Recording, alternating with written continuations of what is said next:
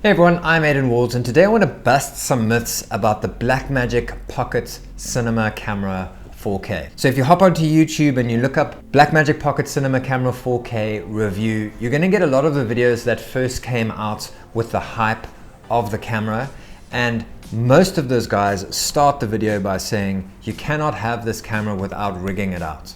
This is true to a degree depending on what mindset you come to it with. Blackmagic Design marketed this camera as a camera that can do cinema video for people who are used to filming with a DSLR. The form factor says that, the big screen in the back says that, the fact that it can take normal micro four thirds lenses, the fact that it's got a bit of autofocus, all point towards them marketing this towards content creators like myself and like small time video creators like myself. And so I did a little bit of research, and the first thing that kind of got me onto this was I started watching people who had had the camera for 6 months to a year, and one guy specifically said to me he's gonna go with native micro four thirds lenses. And I didn't really know the micro four thirds world, so I went down the rabbit hole of researching the lenses. A friend of mine lent me the G9, which I've actually ended up buying as my runaround hybrid camera, and I really like the lenses. It's a great selection of lenses, and I'm particularly interested in keeping things simple. And another thing that clued me into maybe using the Blackmagic as a more simple cinema setup was when someone started talking about battery life. So the things that they'll tell you you need a cage to mount everything onto, you need an SSD, you need cinema lenses or Canon lenses with a speed booster to let more light into the tiny micro four thirds sensor, and they'll tell you that you need a V-mount battery or some kind of battery solution. My Fujifilm X-H1 did about 45 minutes of 4K video on one of their batteries. And this made me think I lived with that for 2 years. I was happy with my Fujifilm X-H1.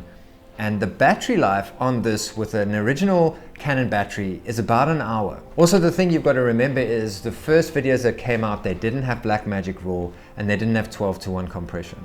So now I'm going to explain to you and run through the list of how I have received delivery of this camera, and it's kind of confirmed all of my thoughts about the fact that I can use this camera just like a DSLR without extra power, without an SSD, all those things, and have a very pleasant experience. So the first thing is battery life. It would be nice to have better battery life on this camera, and I'm sure one day I will mount on a cage a nice big Sony battery to power the thing through the day and just be able to swap out the batteries. But if you buy, I've got 3 generic batteries, and I did a professional shoot the other day. I did about 60 minutes total of 4K video, and I did a battery and a bit. So a battery and a bit, I switched out the batteries and I kept going.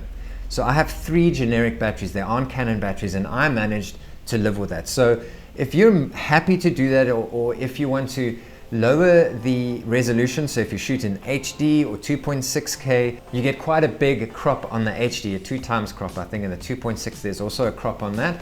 But apart from that, you can live with the battery life. It's not ideal, it's not perfect, but with the introduction of 12:1 compression and the smaller file sizes, the camera is able to provide you lower battery consumption and just a sort of reasonable amount of use on a normal Canon LPE6 battery. Cold shoe. So instead of buying a whole cage, I ordered a tiny little cold shoe from Small Rig on Amazon, and I use that to mount a mic on the top, or you're not allowed to carry heavy things with the top handle on the camera with that screw thread. So I use my 25mm lens and I shoot with my top handle, and all I use is that cheap little cold shoe mounts on the top of the camera, because it doesn't have a cold shoe mount like a normal camera, So that's how I manage that. No rig, no nothing. And it's great for my mics, it's great for my top handle, and that's all I really need for that. Memory. So I really want to bust this myth. So I already used these 170 megabit per second SanDisk Extreme Pro cards. This is a 64 gigabyte card. I would recommend maybe going with 128, but These are reasonably priced. They brought up the megabits per second, so the write and read speed on the card is faster than the previous generation, and I think the price actually dropped slightly. So this is a great card to use, and I did that same 1 hour of footage shoot on 1 and a bit cards. So at 12:1 compression, I was switching between 4K and 2.6K depending how I wanted to crop the lens, and I managed with these cards with no dropped frames. The SSD that my friend lent me is about 3,500 to 4,000 Rand. It's expensive, but you can run on this. And I think even over time, when I can afford to buy an SSD like this and rig it up to a cage, I'm still going to use the SD cards because it gives me that freedom and that comfortable experience of just using the Blackmagic like a DSLR. Lenses. Now this is a big thing because a lot of guys in the beginning were saying you have to use a speed booster because you need the background blur and you need more light into the sensor. This micro four thirds sensor is exceptional in low light. I've been doing a bit of low light shooting. You need to understand the dual ISO thing.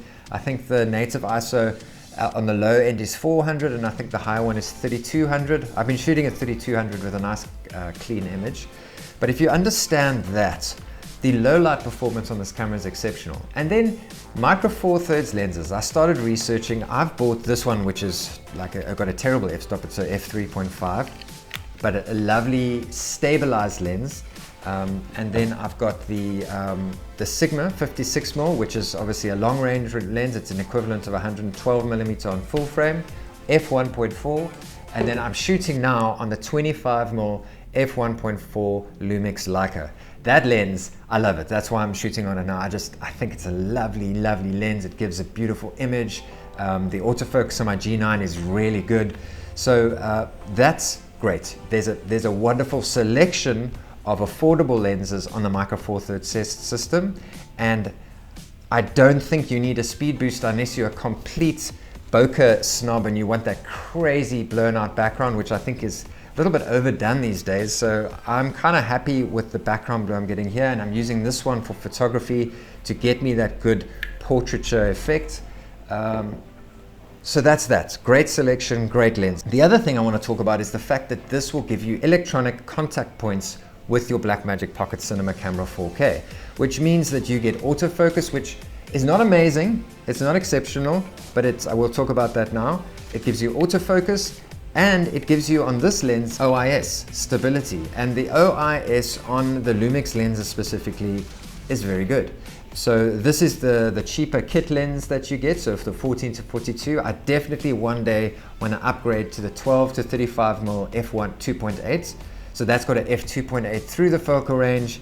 It's a 12 to 35, which is equivalent of a 24 to 70, which is your sort of average kit lens. It gives you that stabilized experience. So handheld with a Blackmagic Pocket Cinema camera, I found that the stabilization on this lens on my Blackmagic is almost as good as the IBIS on my Fujifilm X-H1. That's quite something. So that's the other thing about using the native lenses, is you get all those extra features, and it gives you that nice DSLR experience. Which brings us on to autofocus, because that's the question you're going to ask is, but the autofocus is non-existent. It isn't non-existent. There was an update that improved autofocus, and Blackmagic are known for continually improving their products. So the autofocus is probably going to get better, and now I've invested in these lenses, so if the autofocus does get more intelligent, I have the benefit of having these lenses. But the autofocus is basically you press and touch and it focuses on the area. I had to redo the shoot because I focused on here and it's all black and it didn't focus properly. So it is a contrast autofocus. It's not super intelligent, but it's there and it's there to use. And when I'm shooting my kids, which is always my sort of practice run for anything, I press that back button autofocus until I see that all the focus peaking is in, and it works well. So along with the focus peaking, and you can also tap to zoom in, check your focus, zoom out, it does work. And you don't get that full autofocus experience if you don't use native lenses. Obviously, if you're a complete cinema snob and you're going for that full cinema experience, then I'm not 100% sure why you would get the Blackmagic Pocket Cinema 4K in the first place. So those are my myths about the Blackmagic Pocket Cinema Camera 4K. I really think Blackmagic marketed this to people like me. small-time filmmakers, content creators. And it's a great experience. It doesn't have a flip-out screen and all those kind of things, but it gives you a beautiful image and it's really, really fun to use. I hope you'll stick around for more videos, not just the Blackmagic, but filmmaking, social media, business, vlogging, all that kind of thing. And I hope to see you in the next one. Cheers.